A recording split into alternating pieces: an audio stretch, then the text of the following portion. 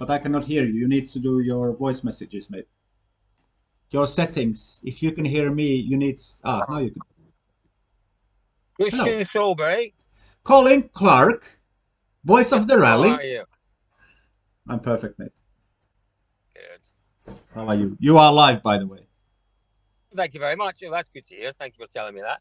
So, I'm so very well, thank you. Very well. Just sitting in my car heading down towards Heathrow. So I've got a little bit of time before I have to be there. So I thought it'd be nice to chat to you. it was wonderful that you wanted to, or you accepted my invitation to talk about rally in general. I got this idea yesterday when I thought to do something of a change, and your thoughts and your knowledge and your wisdom and your rumors are always welcome because Oh, you know even you're you far too kind. no, but you know more than I do because you are even deeper in the sport than I am. So you Well, know all the hottest rumors about everything. But I try to stay on top of them. yeah, Yeah, sometimes you get them right, and sometimes you get them spectacularly wrong. But there we are. one thing I want to It's all ask part you of the is game. why and how do you always manage to get to the place where if somebody crashes or has a problem or whatever, how in on earth do you manage to get to the place like in 10 minutes? Well, we're always out and about. You know what it's like. You know, we're kind of restricted in what we can do always. In terms of Hmm. filming action or anything like that. So, you know, what we think is that there's almost as many stories to tell on the road sections and when drivers stop on stage as there are in terms of the action. So, that's something we can do. So we just make sure that we're in the vicinity of each stage, and if something happens, just jump on the maps and try and make our way there. And sometimes it works, and sometimes it doesn't work. But most of the time, thank goodness it does. But in Mexico, for example, when Lappy crashed, it was Hmm. 4.5 kilometers I had to walk across a mountain to get Hmm. there. So you've got to be prepared to put the effort in. The accidents and the stories and the incidents don't just come to you. You've got to go to them. So as long as you're prepared to put the effort in, then you can normally get there and find out what's going on. So do you mean you don't have private planes and helicopters all the time ready waiting for you to move from Not location to quite at another? your level yet. Not quite at your level yet, Christian Solberg. So yeah, no helicopters. I did try to commandeer a donkey in Mexico, but the guy wasn't having any of it. I then tried to commandeer a motorbike, but the lady wasn't having any of it. Eventually, I did jump in the back of the police chief's pickup truck, which saved me a little bit of time. But you've got to improvise. You got to know what you're doing, where you are. You've got to know how to read a map. You've got to know how to read rally traffic and all the rest. And then you go with your gut feeling at times, and eventually you get there. Yeah, that's true. So talking about the sport we love, I love at least, and I know you love it as well because we get to explore and we get to travel and we get to work in the world that is our passion, or I think it's your passion as well because you are great in what you do. And this is not only a compliment. This is my honest opinion, as you know, mate. We have known each other since 2004, I think. Um, About then, a long time ago, 20 years nearly. yeah, I still remember the first time you interviewed me. That was in Greece with Bex before Shakedown 2005. I think I've got a photograph of that somewhere. When you were the great Finnish hope. Yeah, exactly. And now I'm only the finish. Not great and not hope. Well, I think you're still great, but maybe not quite the hope. But then we Yeah. we're all getting older, Christian. We really Yeah, are. we are. We Uh, are. But older and wiser, hopefully. Yeah, we are actually. Yeah, wiser at least, and older, unfortunately. So, how do you see if you would not summarize in like 2 minutes? We can use however how much time you have. But how do you see the season so far? Who has been a driver who has positively surprised you? Who has been maybe a bit of a disappointment? And how do you see the next two rallies, Estonia and Finland, coming up in your point of view? Well, Estonia and Finland are pivotal in this year's championship for a number of reasons. If Robin Perra goes in to Estonia and Finland with a bit between the teeth, and does what we know he can do, by the time we get to Greece, the championship could be all but over. And Hmm. if he wins both of those, likewise, the likes of Tanak, Elvin Evans, um, you know, Thierry Neuville, maybe. Thierry Neuville isn't going to win both Estonia and Finland. That is guaranteed. I fear for Thierry Neuville's season, but I could see Tanak winning Estonia and Finland. I could see Elvin Evans winning Estonia and Finland. And that's what it's going to take to reignite the season. We had a great start to the season. I Hmm. think 3 rallies in, we had something like 8 points separating our top 5 drivers. And it looked as if it was going to be really interesting. And Robin Pera has only won one event so far this year. He's only won one event. This time last year, he'd won, 3 events, 4 events, something like that. So it's not been the easiest of seasons for Robin Pera, but he's shown consistency. He really has shown consistencies. He's an incredible talent, Cali Robin Pera, and we should never underestimate just how lucky we are to have someone who I think is not just the greatest rally driver around just now. And I'm going to Mm. slightly debate that. I'm going to debate myself that because I still think Ogier is the greatest driver around. But Mm. Robin Pera is very much getting there. But Robin Pera is potentially the greatest motorsport exponent in the world just now. And I Mm. include Verstappen and others in that. Yeah. He's young.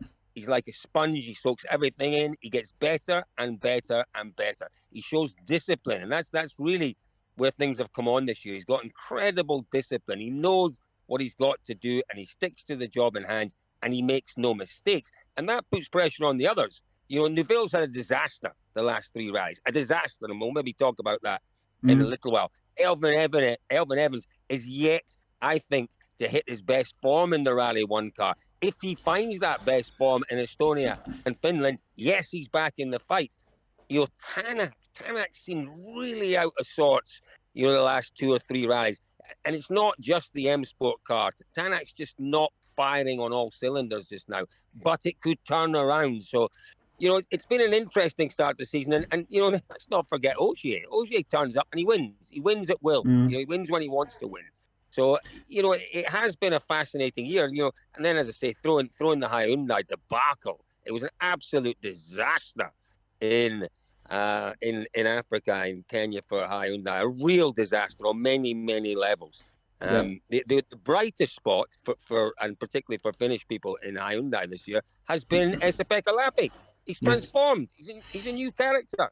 He's an Hmm. incredible driver this year. A car that we all know is not easy to drive, and Lappi at times makes it look easy. It's incredible. Yeah, and I think in Lappi's case, if I just grab on what you said last, I think Lappi got now the chance to build his own dampers for the first time before Sardinia. He got to do the setup he wanted, and he got the car to really work for him.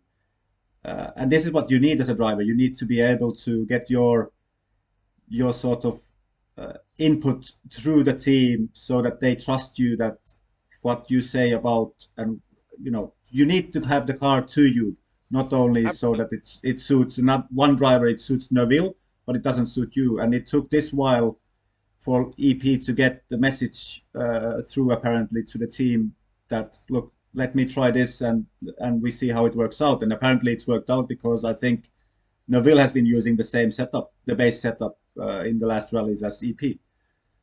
Yeah.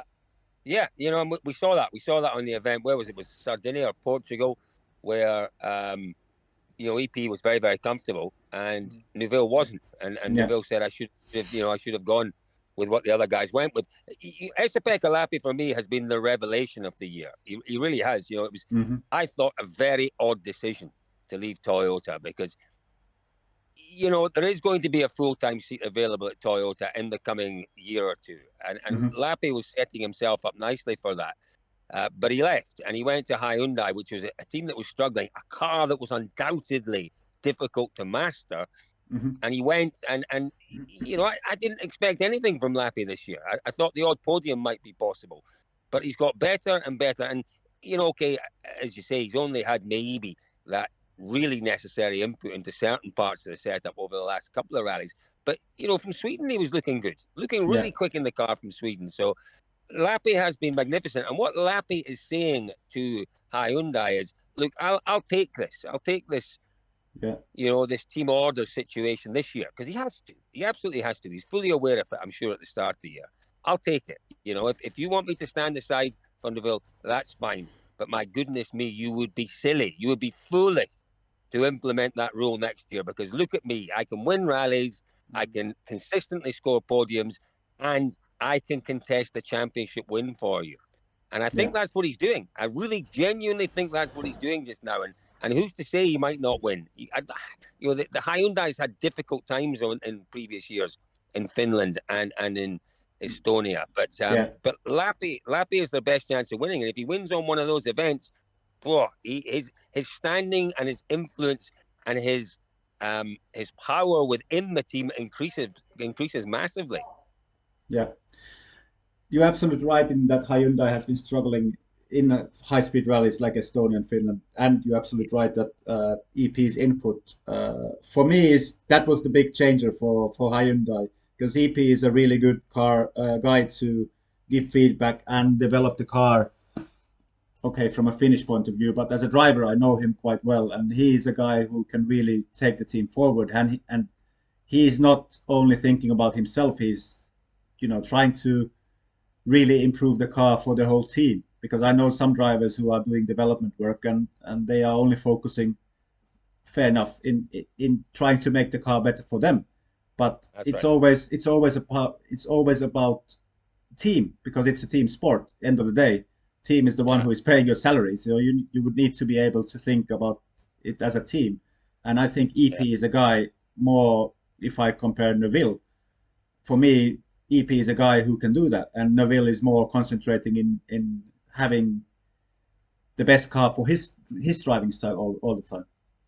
Yeah, and that's kind of understandable, because he's been there since what 2014, and the team have very much made it obvious and clear to everyone that this year it is all about Neuville. They have to win championships. It's a pretty desperate situation right now for Hyundai.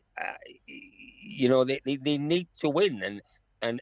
much as Andrea Adamo, a lot of people disagreed with the way that he conducted himself, the way that he went about his business. Mm. You can't disagree with the results that he managed to achieve for Hyundai. He got a couple of championships, which is Yeah, exactly what they needed. Hyundai are a company that aren't here just to win the odd rally every now and again. They want to win titles, and they've exactly. invested a lot of money in winning titles.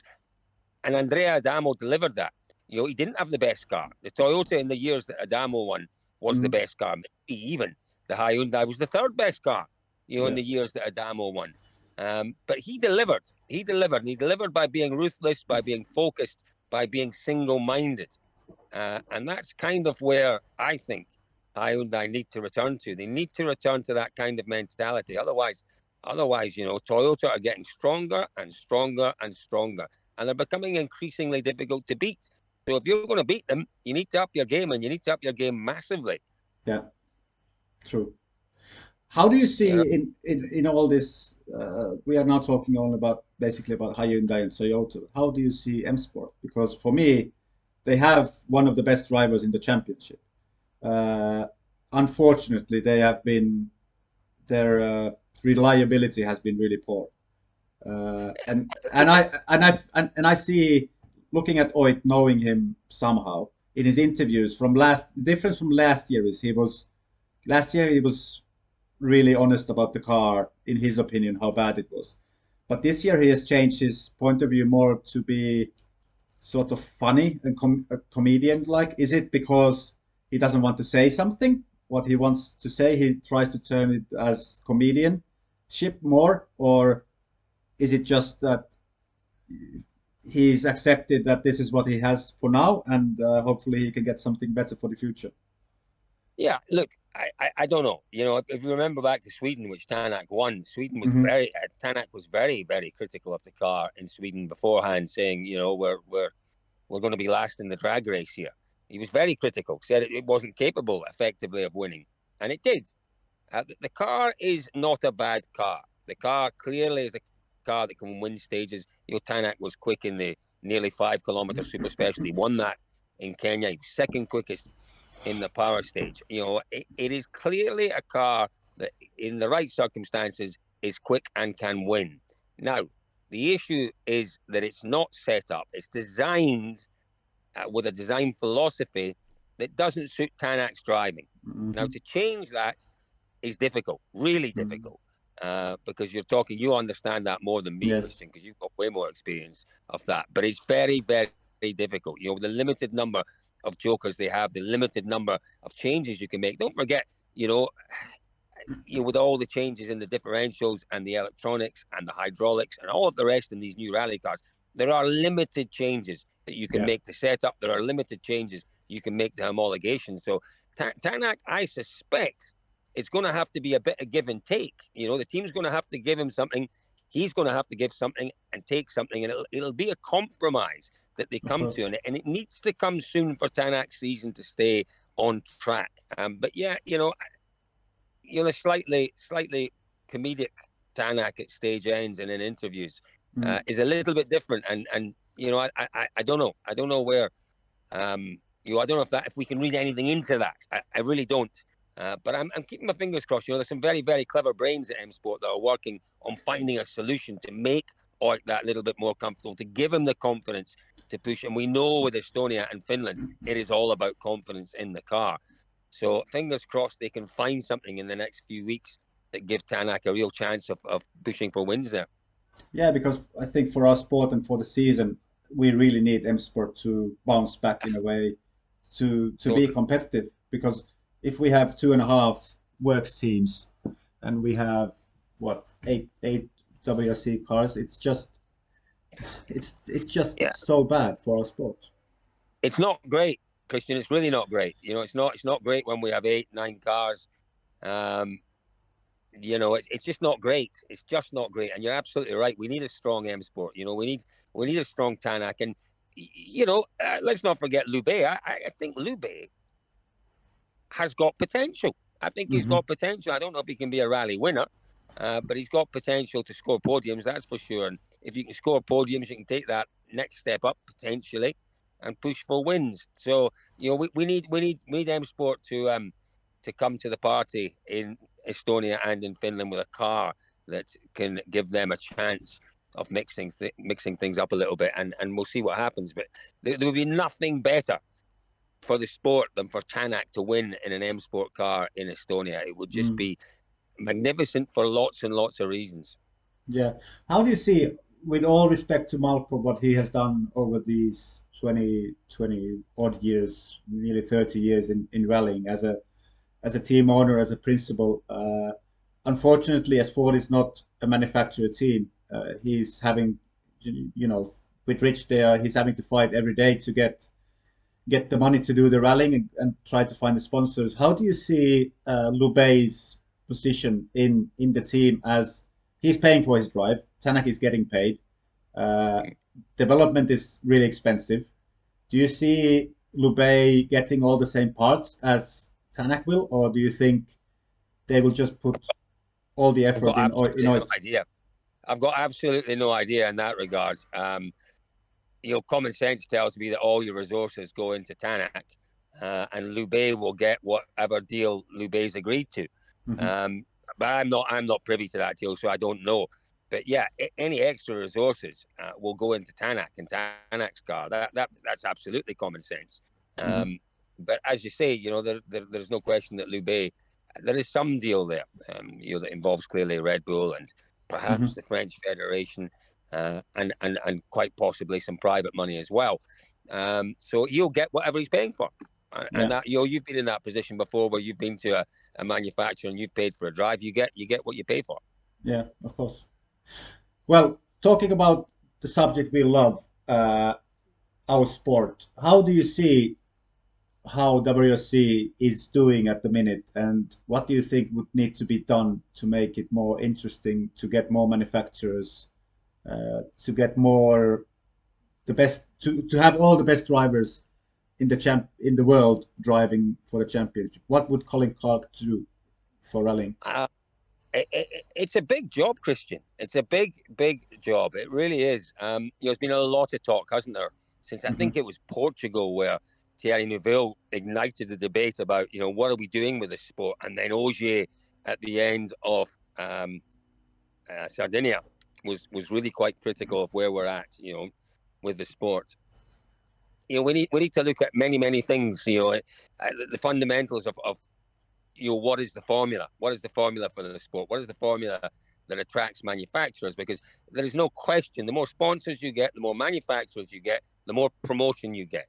I used to be involved with the tobacco company, Yeah. and we effectively did the promoting for the promoter at the time. We put rallying in every supermarket. With our promotions that we did around our cigarettes, we put them in every corner shop rallying. Mhm. Peter Solberg and Tommy Mackin at the time were in every corner shop, posters of them in the UK. We did the promoting. Now, we don't have sponsors of that kind of magnitude these days that have that kind of money. Mhm. Uh, is that an indication of where the sport's at? Probably. So we need to make the sport attractive to major sponsors, to major investors, who will then use the sport as part of their marketing and promotional campaigns. And that really is what makes the sport interesting. Let's make the sport, let's make it a little bit more glamorous. Let's utilize the assets we've got a little bit more. Danny Sordo was talking to us in Sardinia, saying, what's the point? We go to these super specials, we go to these power stages, and we're, for example, take the opening stage in Kenya. Mhm. What an unbelievable atmosphere, a great Mhm. place. But the drivers are there for 5 minutes and they're gone. They're gone. What's Yeah. the point? We've got some great opportunities there to push the sport, to make a little bit of a show, and to do extra around the drivers, the crowds, the setting, the atmosphere, all kinds of things, and we're not utilizing that. So that's one element of it, and I think there's common agreement that there's more work needs to be done there.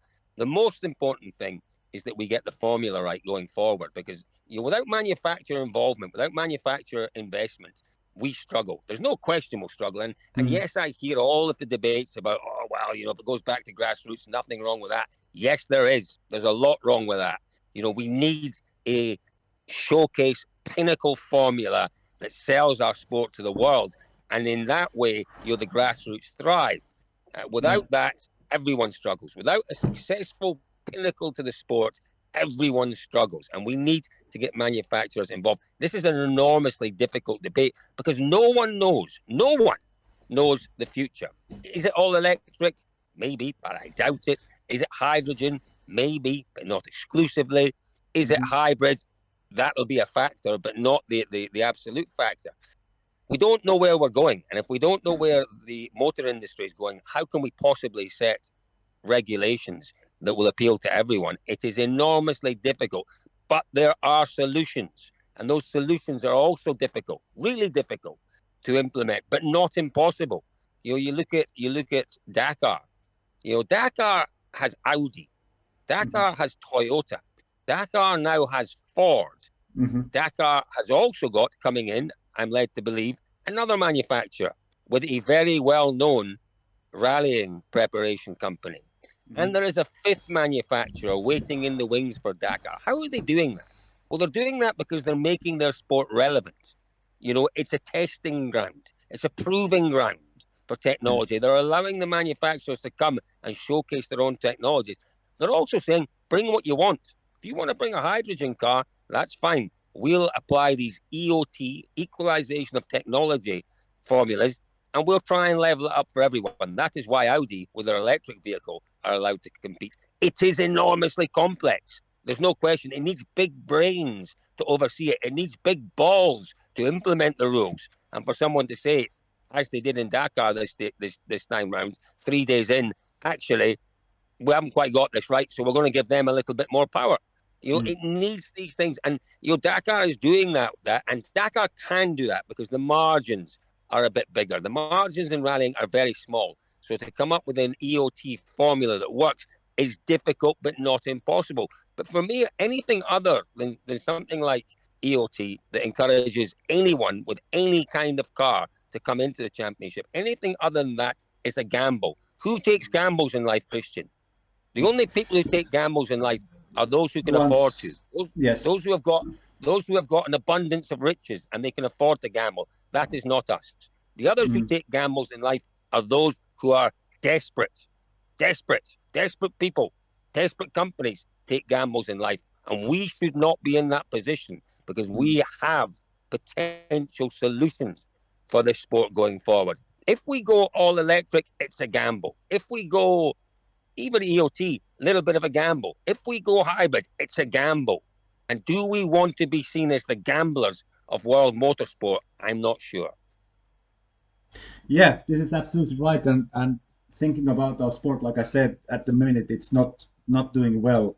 And I'm not Well, saying as any in any disrespectful way towards the promoter, but for me, if you would be, I was talking about this actually yesterday with a friend.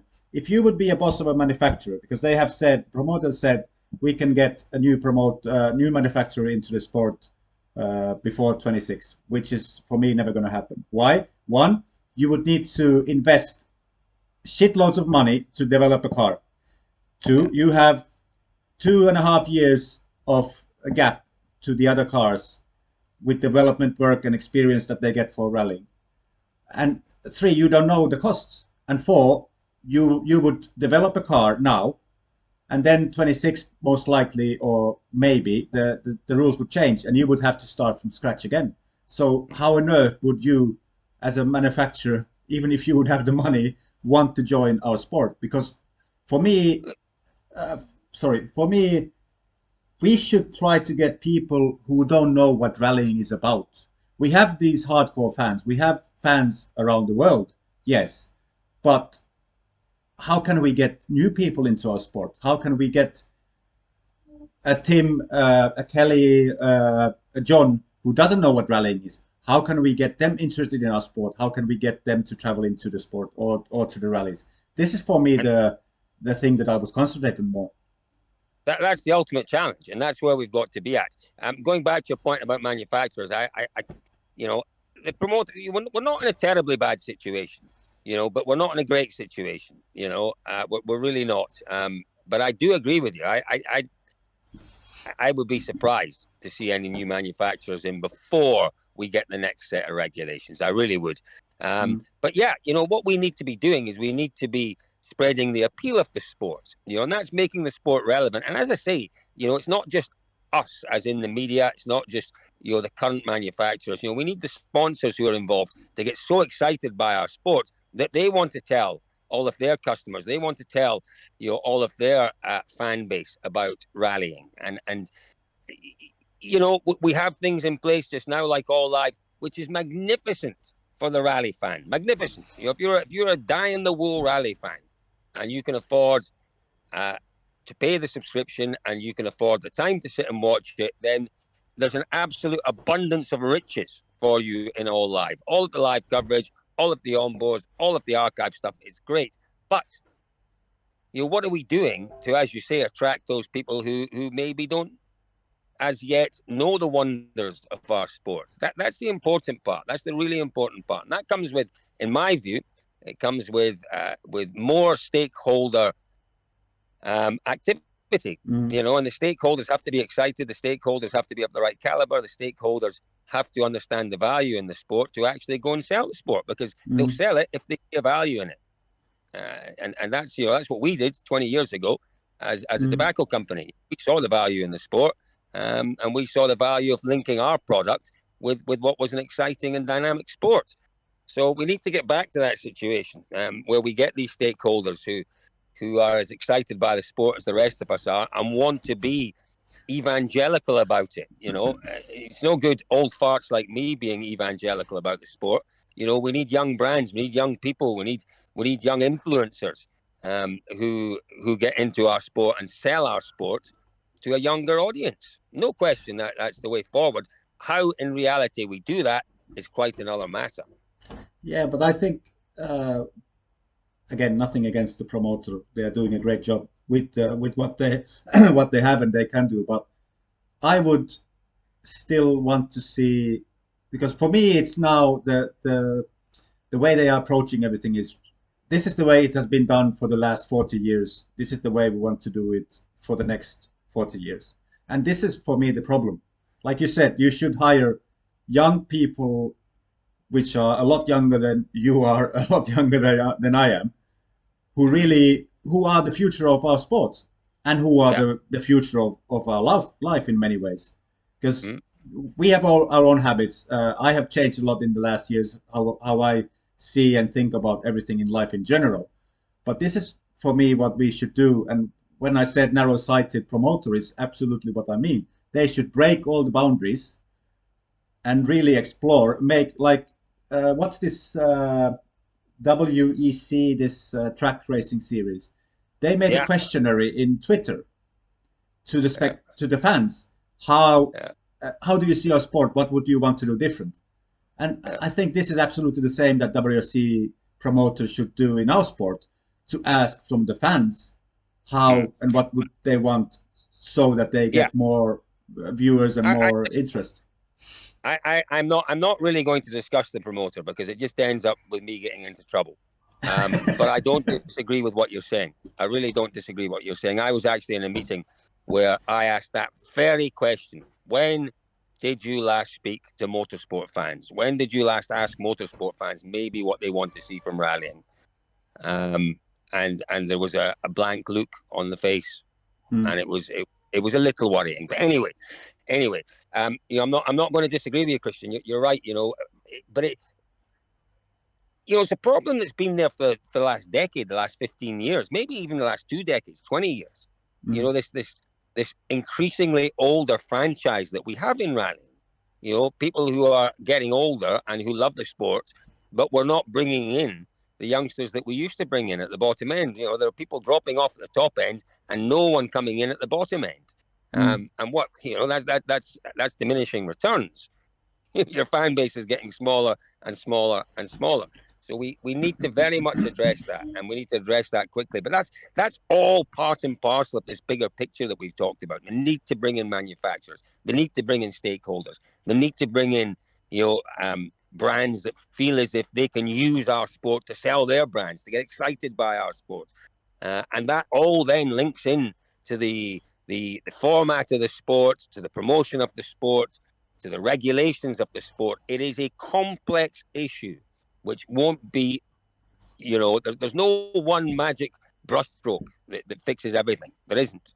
It's a mm, complex issue that needs to be addressed in small increments, but it does need to have a long-term plan. You can do a little bit at a time. No one's expecting overnight results. You can mm, do a little bit at a time, but as long as that little bit at a time, and that time is 3, 4, 5 years, and over the course of those 3, 4, 5 years, every month, every quarter, every 6 months, you see progress. You see mm. progress, and you work towards that ultimate goal that you've set yourself. So, that's kind of where I'd like to see us heading. But if we deny that there are issues that need to be addressed, there's only one outcome for that, Yeah, sadly. yeah, that's true. And you're absolutely right. I don't want to either. Do I want to talk in any negative way about the promoter or anything else, because I've got my share of shit in the past, uh, and I think I learned my lesson from that. But But Christian, we're independent thinkers, and yeah, it's bad for any sport. It's bad for any organization to suppress debate. yeah, Debate, keeps people real, and it keeps the decision makers real, and it keeps them accountable. And no one should be afraid of debate. No one, mm, absolutely no one should be afraid of debate. If you're comfortable with what you're doing and your ability to defend what you're doing, to justify what you're doing, and to know that what you're doing is right, then you shouldn't be afraid of debate, because no, debate is all about pros and cons, rights and wrongs. yes, yes, It's not yes, all about rights, or wrongs, no, wrongs. It's about both, and it's about debating them. And no one should be afraid of debate. And you and I are as entitled to debate anything as the next person. But the world we live in, we do have to be a little careful. yes, yeah. The sport should be transparent, and you should be able to speak Yeah, openly about everything. But as we know, our sport, and like you said, we have to be a bit delicate yeah. in some areas, and fair enough. You know, That's the listen, way the sport is. yeah, it is the way it is, and we have the most magnificent sport in the whole world. We've just come off the back of Safari Rally. What an event! What other motorsport event in the world can bring you that sort of competition on those sort of stages with those kind of images. There's no other motorsport that even comes close to it. We have a sport that potentially is enormously relevant, that is enormously entertaining, that is enormously engaging. And we're getting there. We're not. What it's not in a dreadful way. It just what we're saying is these things for the long term future, the long term health of the sport. We need to start looking at making a few changes that keep our sport relevant for the future Mm. audiences. So we're not in a dreadful place, but if we want to stay in a decent place or we want to get back into a really good place, then we need to start looking at making a few changes. Yeah. I think this is a subject that we could debate for hours and hours and hours, and it would be actually interesting at some point if you have time, and maybe David Evans would have some time, and maybe some others, like end of the year, if we could maybe have a debate about this, or maybe even someone from manufacturer teams maybe could join us. Would be fascinating to really openly talk about everything with the fans who are here. There is some few hundred people now watching even this stream. It's interesting, and that's the future. They have good questions. No, But I know that you're limited on time, so I don't want to use more time in debating about where our no sport is. worries. What we have talked about so far is really interesting and actually on point. But more focusing on where we are now. How was Kenya? Because I wasn't there for the first time for 2 years. How was Kenya as a rally for you? Just, just quite magnificent. Quite magnificent. It's an absolute joy. It's a joy to go somewhere where there's so much positivity. There's so much color, and there's so much enthusiasm for the sport. It was an absolute joy. It really was. And the competition on the stages was really, really entertaining as well. So Kenya has come back after a 20-year absence from the championship, and to me, it just demonstrates what our championship is all about. Your rallying is all about diversity. That Mm, is our USP.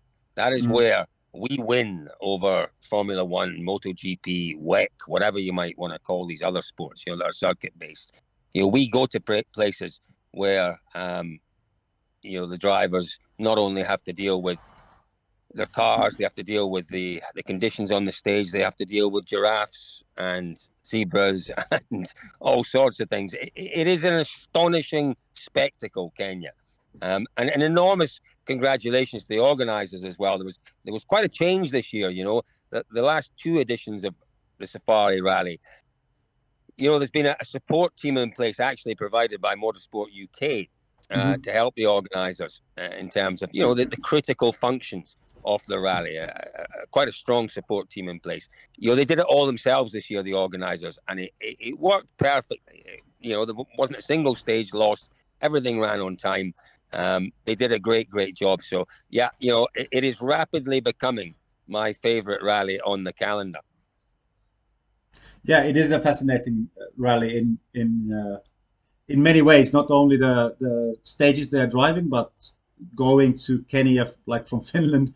I have been in Kenya when I was 8 years old, but going there first time 2 years ago, it's a real eye opener, and it makes you respect in whatever you have in your life, what you see over there, Yeah, and you go back home, you are like, oh my God, I'm so lucky that I have what I have, because those people over there, they are, they don't have even close to what some of us might have. But what is really lovely in those people are they are so friendly, and they are yeah, so happy to have us over there, and they are yeah, supporting. And okay, you know, it's not always the case with everybody being happy about everything. That's never going to be the ideal world, but that's never going to happen. But end of the day, I think what our sport is also giving to Kenya and Nairobi or Naivasha is huge. In people get to work, they get paid, they have people coming, they have a lot of tourism, which I think has grown over these 2 years. More fans from Europe and from other countries going to Kenya, maybe. This is No, I how I totally feel it. agree. Yeah, and it ticks all the boxes. It does exactly what we hope rallying does. It introduces people to different parts of the world, and I've no doubt there's a lot of a lot of interest in Kenya in safaris that maybe wasn't there Mm, before the safari rally came back. But being around Naivasha is a it's a wonderfully colourful place, very very basic place. But there are businesses around there, and there are businesses which almost depend on the rally now. mm, Bars that were open 24 hours from Thursday morning, clubs that were doing the same thing. The little guest house I stayed in, 18 people he had for 7 nights, which really makes his year. And the gratitude they show for us coming there and spending our money there and putting on a show. And it's not just us. There are people coming from Uganda, from Tanzania, from other parts of Africa that are coming in their tens, if not hundreds of thousands, to make Naivasha the center of motorsport in Africa for that week every year. And it is a joy, and it is humbling to be part of it, and to see the appreciation from people who you're right, who struggle every day to survive, and who struggle every day to make a living. And mm. their gratitude at us coming there is very, very humbling indeed. Yeah, and that is one of the best things in our sport. We can bring smile on many faces when doesn't matter where around the world we go. If you follow our sport, you normally you get a smile. Is it from the speed, or is it just about watching the cars being serviced, or whatever it is? But normally it brings a lot of joy and also wealth into the countries and cities we visit. Absolutely, absolutely, and Kenya is the best example of that, I think. Yeah. Now, this stream could be easily 10 hours long, but I need to go soon, and not soon, but at some point I need to go and do some work. I'm actually in Lithuania coaching a driver. I'll be co-driving a driver in Lithuanian Championship round.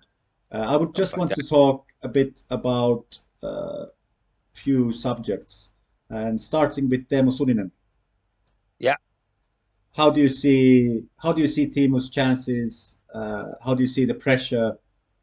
Because for me, this is his last chance, and there cannot be any excuses. He needs to deliver results that the team wow, wants, yeah, he or does, it's but game over. he's on. For me, the poor lad is on as we say in the UK, a hiding to nothing. He can't Mm, really win. Poor Timo. I mean, I feel for him. It's a great opportunity. It's an opportunity he can't turn down. But look, history tells us that the Hyundai's really struggle on the Estonian and the Finnish roads, well, particularly the Finnish roads. Um, it's a massive step up. Yes, Sunanen has tested these cars, but it's a massive step up to these Rally One cars. Has he had enough time testing? We'll have to wait and see. We really will have to wait and see.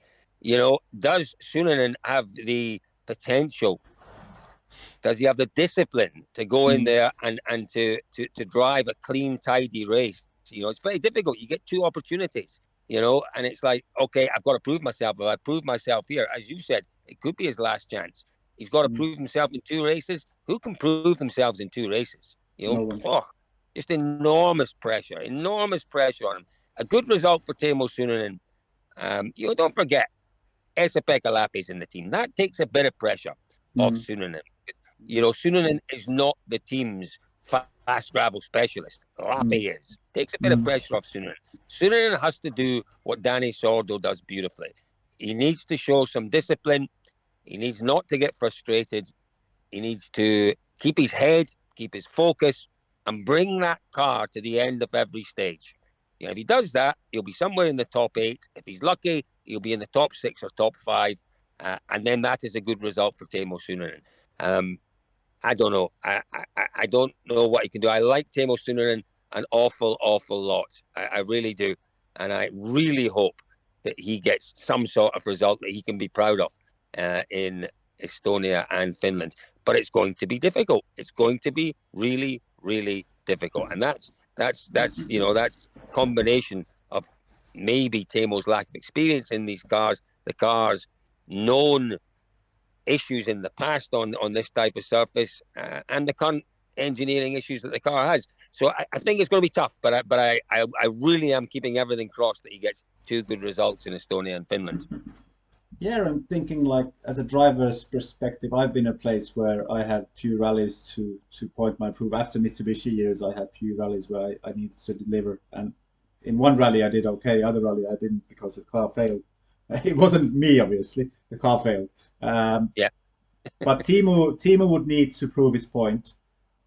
He wants to prove his point, but like you said, he needs to be Sordo like of a driver. He needs to back up EP yeah. and Neville, even if he's going to be faster than Neville for me in Estonia and Finland because he's a good driver. But like you said, will he get enough seat time in the Rally One Hyundai? He's got 2 days, I think, so far.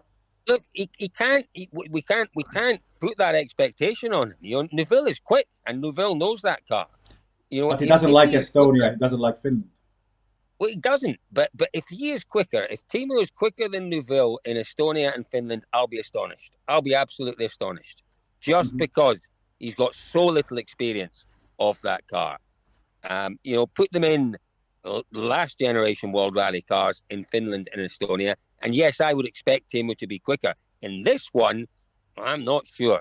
I'm really not sure, and I'm not sure that's how he should be going into the rally. I think he has to adopt the Sordo approach. He has to adopt the, you know, because don't forget, you know, it is about manufacturer points. It is about that safety net that he is providing Mm. for Lappy and for Neuville. If he goes in thinking I've got to be quicker than Neuville, I think he's in trouble. Yeah, but this is the part where Timo is going to, not struggle, but have a real fight. He wants to prove his point.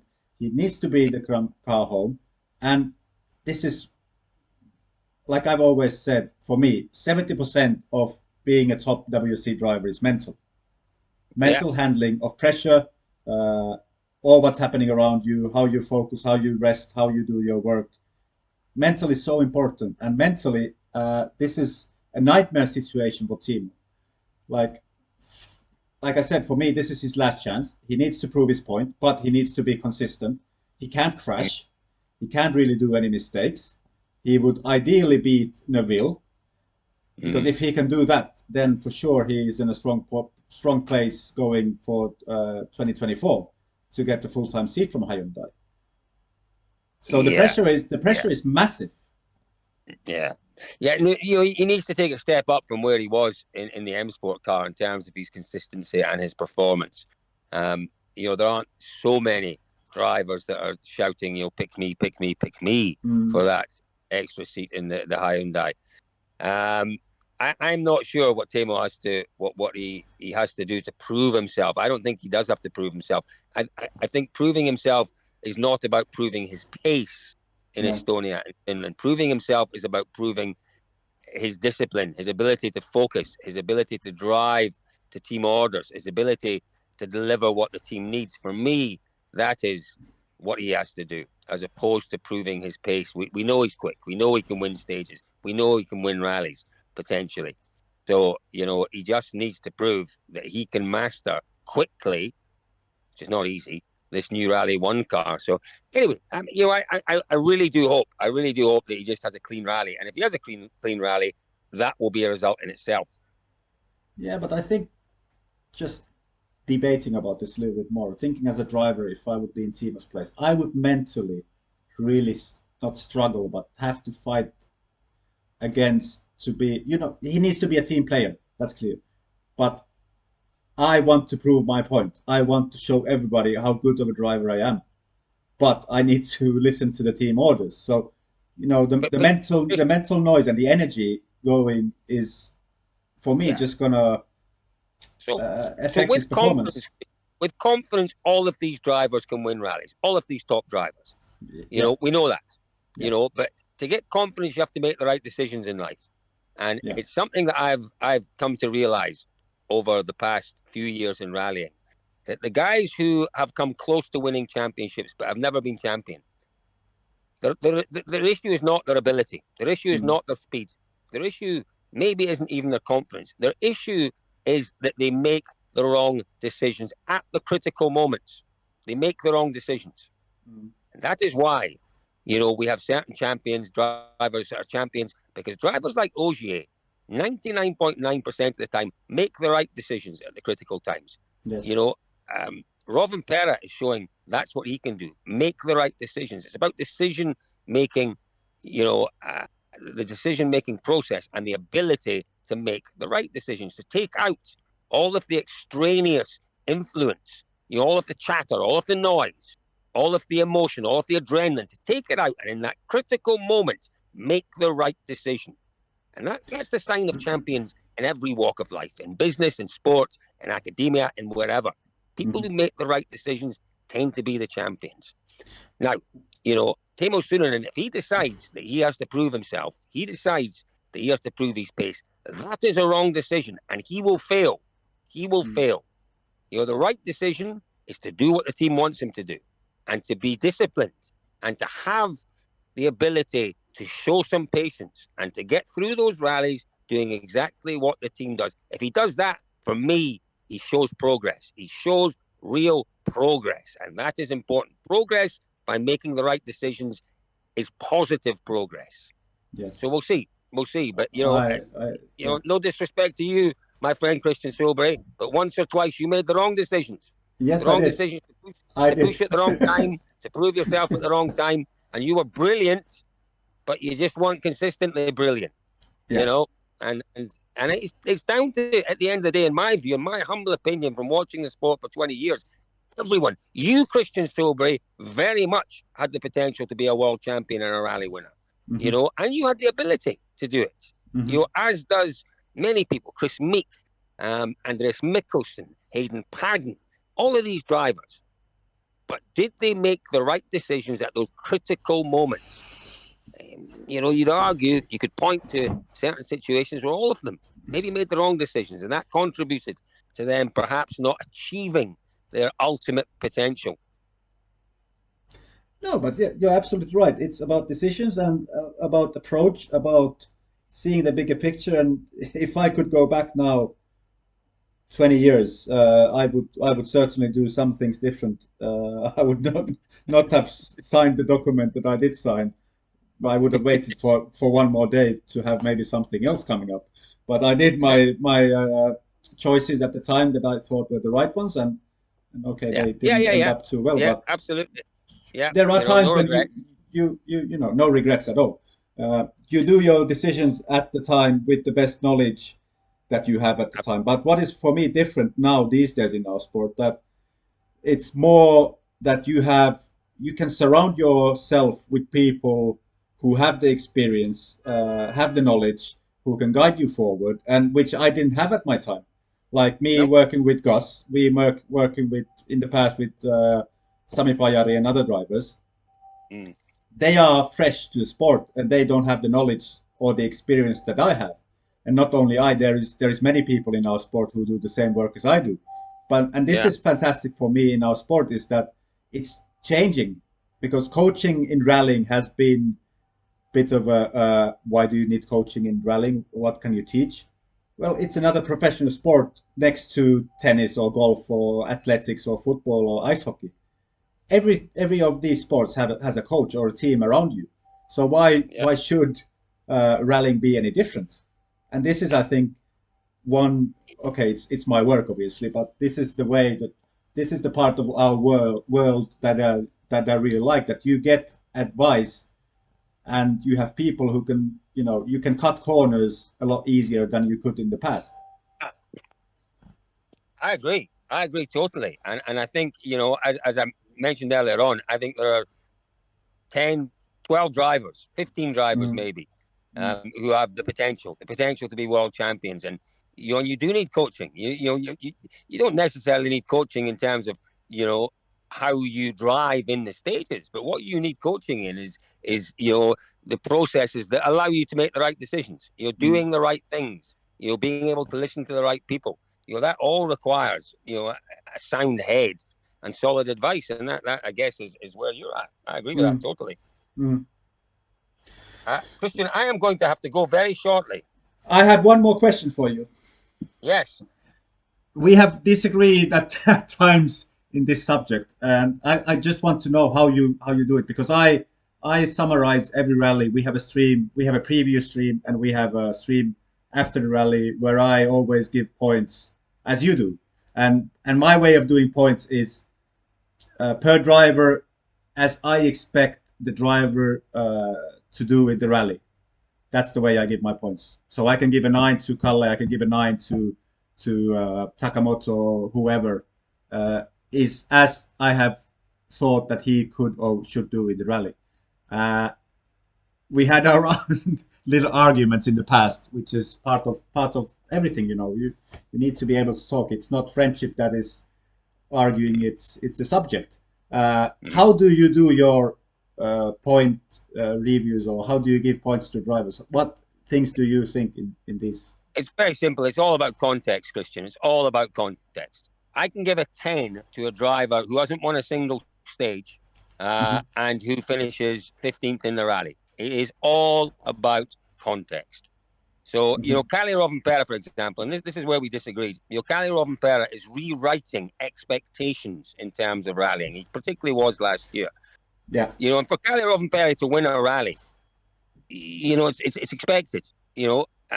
And Kalle Rovanperä winning a rally where Neville's dropped out, Ogier's dropped out, Evans is out of shocker.